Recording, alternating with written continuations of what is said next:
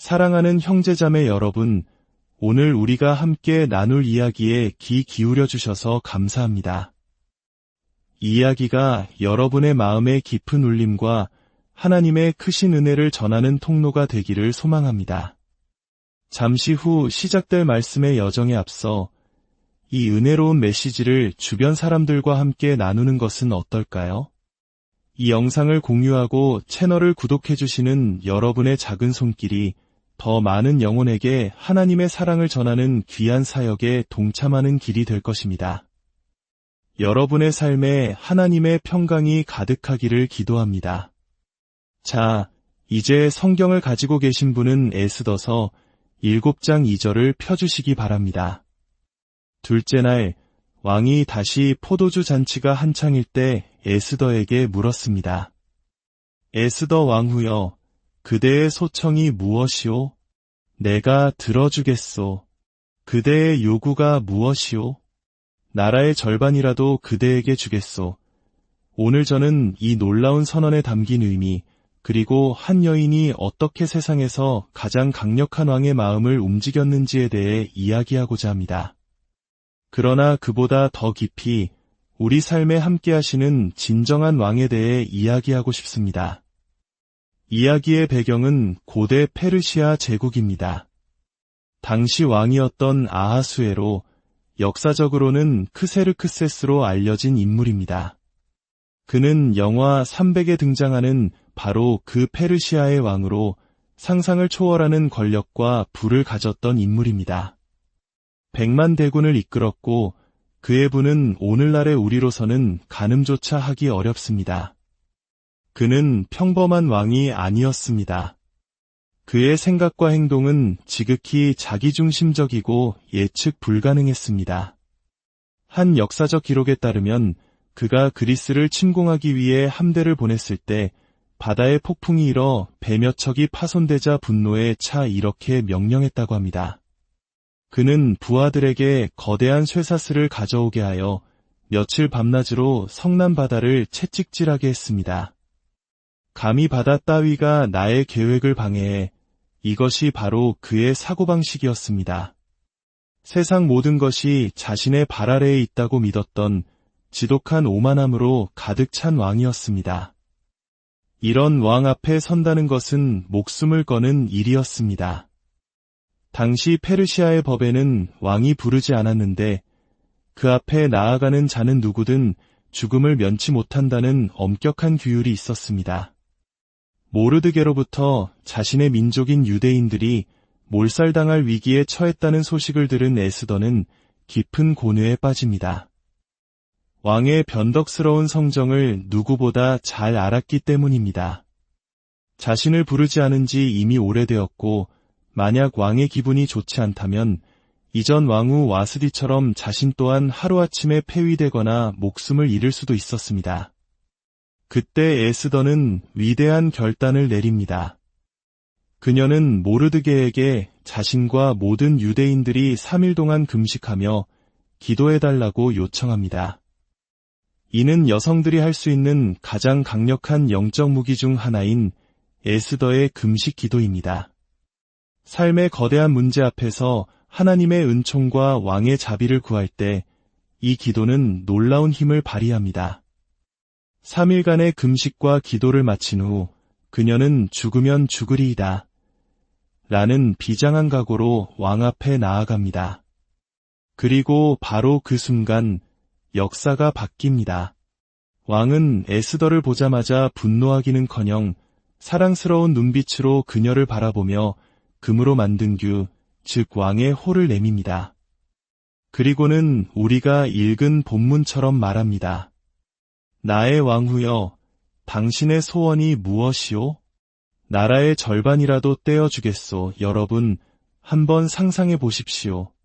바다를 채찍질하던 그 오만한 왕이 한 젊은 여인에게 자신의 왕국 절반을 주겠다고 약속하는 장면을 말입니다. 이것은 단순한 과장이나 감상적인 표현이 아니었습니다. 그는 진심이었습니다. 그만큼 에스더는 왕의 마음을 완전히 사로잡았던 것입니다. 사실 이 왕처럼 생각하고 왕처럼 베푸는 사고방식은 역사 속에서 종종 발견됩니다. 왕들은 평범한 사람들과는 전혀 다른 차원에서 생각하고 행동합니다. 1900년대 초 신문왕이라 불렸던 제임스 베넷이라는 사람이 있었습니다. 그는 뉴욕 트리뷴을 창간하여 미국 최대의 신문사를 일군 인물로 막대한 부와 영향력을 가졌습니다. 어느 날 그가 몬테카를로로 여행을 떠났습니다. 그는 여행 중 자신을 경호해준 경호원에게 팁으로 당시 돈으로 14,000달러라는 어마어마한 금액을 주었습니다. 오늘날의 가치로 환산하면 수억 원에 달하는 돈입니다. 몬테카를로에서 그는 바다가 내려다 보이는 절벽 위의 유명한 레스토랑에 갔습니다. 그가 가장 좋아하는 자리에 앉고 싶었지만 안타깝게도 이미 다른 손님들이 식사 중이었습니다. 레스토랑 주인은 정중히 거절했습니다. 그러자 베넷은 주인에게 묻습니다. 이 레스토랑 얼마면 되겠소? 주인은 장난삼아 실제 가격의 5배에 달하는 금액을 불렀습니다. 그러자 베넷은 주머니에서 그 돈을 즉시 꺼내 지불하며 말했습니다. 이제 이 레스토랑은 내 것이니 당신은 나가시오. 그는 그 자리에 앉아있던 손님들을 내보내고 자신이 원하던 자리에서 식사를 즐겼습니다. 식사를 마친 후 그는 자신에게 서빙을 해준 웨이터를 불렀습니다. 그리고는 말했습니다. 오늘 당신의 서비스는 훌륭했소. 팁으로 이 레스토랑을 당신에게 주겠소. 이것이 바로 왕의 사고방식입니다. 그들은 작은 것을 생각하지 않습니다. 그들의 보상은 언제나 우리의 상상을 뛰어넘습니다. 사우디아라비아의 왕에 대한 이야기는 더욱 흥미롭습니다. 골프를 매우 좋아했던 그는 세계적인 골프 코치를 자신의 나라로 초빙했습니다. 개인 전용기인 747기를 보내 그를 데려왔고 2주 동안 극진한 대접을 하며 골프 레슨을 받았습니다. 그의 실력은 눈에 띄게 향상되었고 왕은 매우 기뻐했습니다. 코치가 떠날 때가 되자 왕은 감사의 표시로 선물을 주고 싶다고 말했습니다. 코치는 이미 엄청난 대우와 보수를 받았기에 괜찮다고 사양했지만 왕은 자신의 체면을 위해서라도 선물을 해야 한다고 고집했습니다. 결국 코치는 이렇게 말했습니다. 왕이시여, 정 그러시다면 저는 골프채를 수집하는 취미가 있습니다. 아무거나 하나 골라서 보내주시면 감사히 받겠습니다. 그는 다이아몬드가 박힌 멋진 퍼터 같은 것을 상상했을 것입니다. 몇 주 후 그가 집에 돌아왔을 때 왕으로부터 등기우편이 도착했습니다. 봉투를 열어보니 그 안에는 500에이커, 즉 약 60만 평에 달하는 거대한 골프클럽의 소유권 증서가 들어있었습니다. 왕들은 이렇게 보상합니다. 그들은 평범한 사람들처럼 생각하지 않습니다. 왕의 은총을 입는다는 것은 이처럼 우리의 기대를 아득히 뛰어넘는 축복을 받는다는 것을 의미합니다.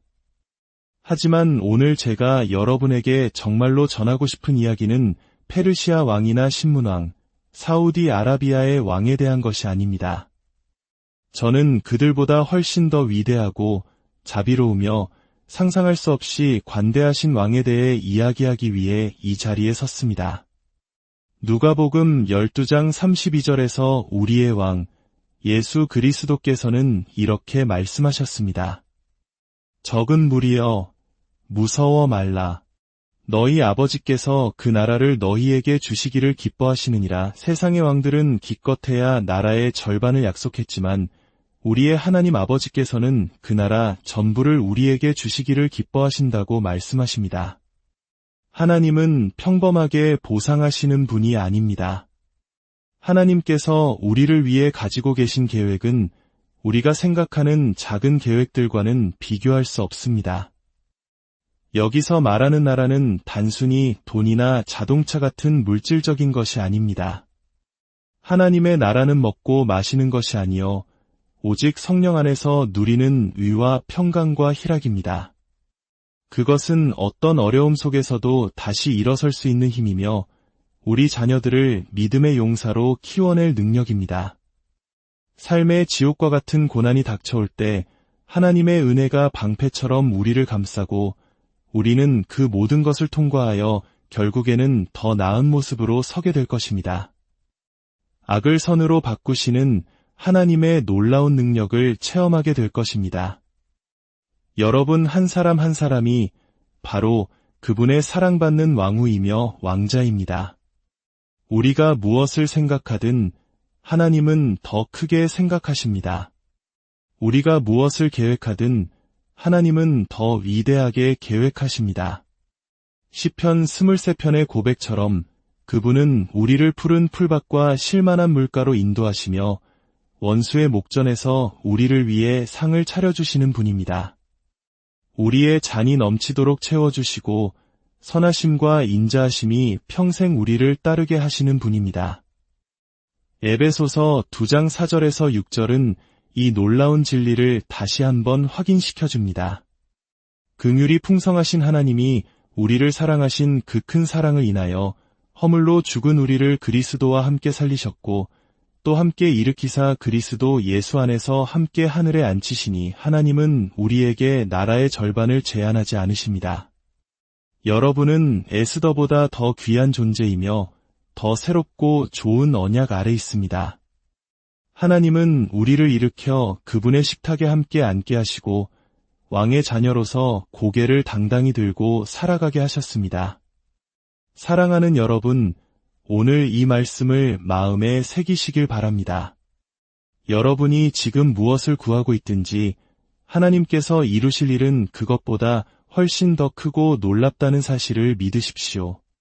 여러분은 더 이상 부스러기를 구하는 자가 아니라 왕의 사랑받는 자녀로서 온 나라를 상속받을 권세와 축복 안에서 살아가는 존재입니다. 이 믿음 안에서 매일 승리하며 살아가시는 저와 여러분이 되기를 우리 주 예수 그리스도의 이름으로 간절히 축원합니다.